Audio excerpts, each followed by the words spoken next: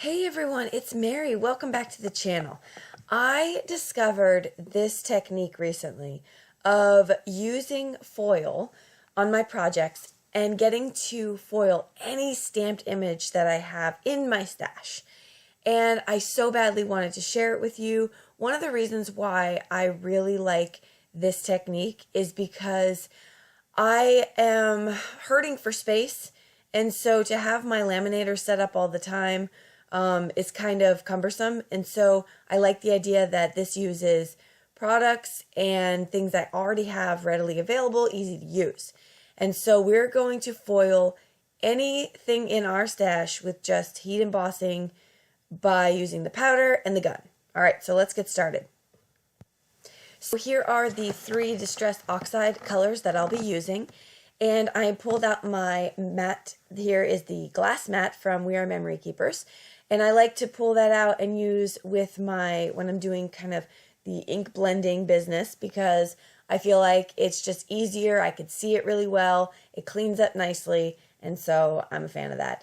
All right, but I don't use it all the time in my filming because, as you can see, there's that terrible glare there from the lights. So that's why also I don't have the Tim Holtz glass mat, because I think it's wonderful, but I film a lot. So it kind of, I don't know, it'd be an issue with the lights. So I am going through and I am getting these panels here to my liking. Originally, I think I planned on making 1 or 2 cards, but because I can't waste distressed oxides, I decided to throw in some more panels as I was going. Now I am using Kanzen XL watercolor paper, and I just continue to use the same 3 colors. I really love the way that these 3 colors mixed. And what's great about this technique for the oxide piece is you never get 2 panels that are the same. So all the cards I'm going to make today, the 5 cards, are going to be of the same exact color scheme, but they are different occasions. So we have a Christmas card, we have 2 celebrate cards, and we have a thank you. And so I think that at the end of this, when I got all finished with them, it's a really great little set to give somebody. So, okay, I'm going through, and as you can see, I am heating in between, because with this technique, you want to make sure that you heat set if you want the colors to lay on top instead of blend. And so just keep that in mind when you're doing this technique. Okay, so now I have pulled out a lot of different things from my stash. This one is a old Stampin' Up! Background stamp butterfly. And I am going to, with all of the cards, the same technique is happening. I'm going to make sure I use my powder bag. I'm going to use Versamark ink. I'm going to ink that up, and then I'm going to pull out clear embossing powder. I would recommend clear or white for this, so I am using clear, and I'm going to cover that really well. Now make sure all your panels are super dry, or else you're going to get embossing powder everywhere. Once that happens, I'm going to heat set it. And again, I do this with all of the backgrounds. I'm going to heat set every single one first. This one right here, I didn't show you the stamping process, but this is a Hero Arts star background. And so you'll see that once we get the foil reveal. But that is the star background. This one here is, I believe this is an old Hero Arts one as well. I unmounted it from a wood block. And it is obviously snowflakes. And so that one's fun. And then on this one right here, I went through and pulled out a thanks die that I had. And, sorry, thanks stamp. And I am just going all over the background here in no symmetry order. Symmetrical order? That's what I'm trying to say. And so I'm just kind of back and forth with it, just so that it doesn't line up perfectly. Again, heat setting that. So we have all of our panels. They're heat set and they're ready to be foiled. So you want to get your bone folder out. You want to get your foil out. And I am using this Heidi Swap foil here. And I've cut it down, obviously, to make it more usable. And then I am going to melt sections at a time. So I'm going to heat set one section at a time and then put the foil over it and just wipe with my bone folder. So I have seen this technique, similar technique. It was using heat and stick powder, which is essentially the same idea. And I saw Tim Holtz do it. And he says not to wipe or spread with your bone folder because it could smash the image. And that is a true statement. This, I didn't have any issues with that. And I think that that may have happened on the thanks. And I'll show you that in a little bit. Most of this, 99% of this though, worked fine the way I did it. So you put that over and then you just use your bone folder to kind of burnish it in. And it worked fine. Otherwise, you may run the risk of burning your fingers. And there is the finished look. Absolutely love it. I love that I could use any stamp I have. That just makes me so happy because that opens up the possibilities for your foil. Let's be honest, friends. We all need more reasons to spend more money. So here you have one.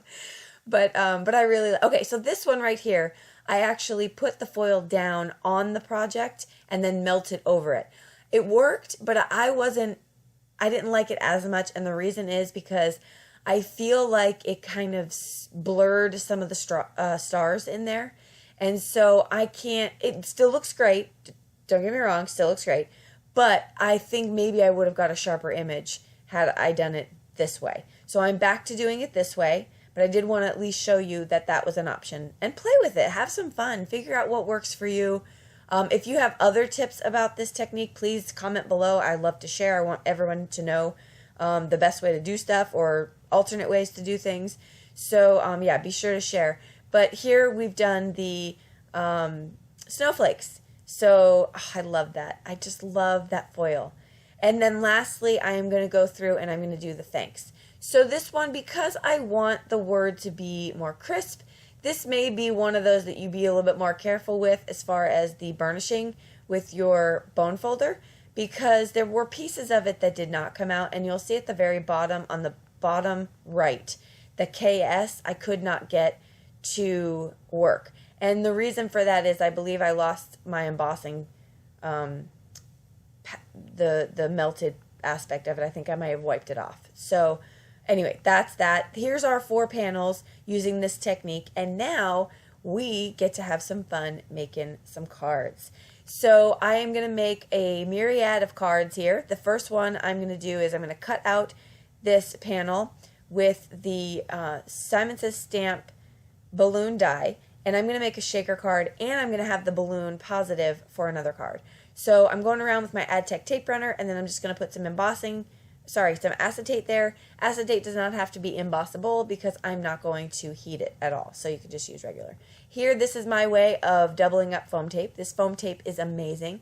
It is a fraction of the price of the 3M foam mounting tape. You cannot rip it with your hands though. That is the only downside. But when we're talking $10 versus $40, I think I can pull out my scissors, people. Okay. Using powder tool so that I don't have things stick. And no, that's not the lid to the powder tool. Nope, that's the AdTech tape runner lid. There's the lid. Okay, here we go.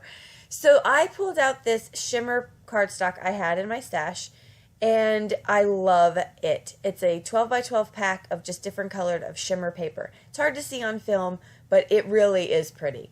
And I am going to fill up this balloon chock full of things. I have sequins, beads, stars, gems, you name it, it's in there. I never fill up my shakers enough, so today I just went to town. And then I am going to place the shimmer cardstock right over the back of that. Okay, this is my shaker. I love it. I think it's full, it's fun, it freely moves in there, and I think a lot of that has to do with using that anti-static powder tool so that it doesn't stick. Now I've taken out my Paper Rose Celebrate die. I've used the shimmer paper as the shadow in the back, and then some Concord and Ninth glitter paper for the Celebrate word. Concord and Ninth glitter paper is amazing, and it does not, the glitter does not come off, and it die cuts beautifully. So I highly recommend that paper. All right, and there's my shaker card. So that's the first one. The second one here, I took some more of that shimmer paper cardstock, and these stars are confetti I bought at like Party City. So don't overlook things like that either, because Party City has a ton of different confettis. And so I have just stuff that I've had for years. And I put that all over there and then added some clear sequins. And those sequins are from the Entangled. And then I'm just going to add my balloon right on top. I need more Celebrate cards. Now the great thing about this sentiment is I didn't use the shadow here, so I bent it around to kind of fit the balloon. But the great thing about Celebrate cards is they can be used for birthdays, congratulations, promotions, etc. Anything you want to celebrate. Okay, moving on to the next card. I'm cutting down this panel with a Lawn Fawn stitched rectangle die, and I'm going to pull out some more shimmer paper. This time it is white shimmer paper.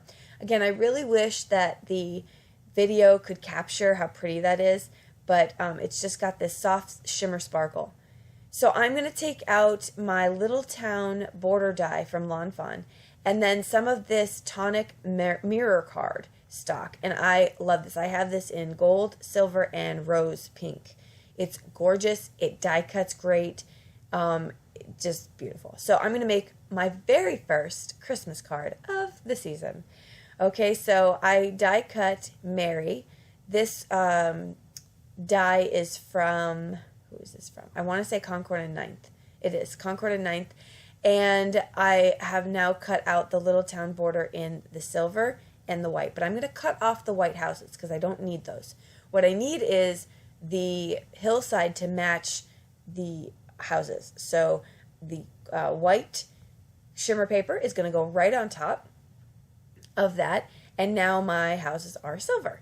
And so right here I'm going to put some glue and then some strong adhesive, cutting off the excess from my card, and that will give me my little houses on the bottom. I really like the way this turned out. This card is a lot of silver and white, and but I like it. I don't know what it is about it. It's shiny, it's shimmery.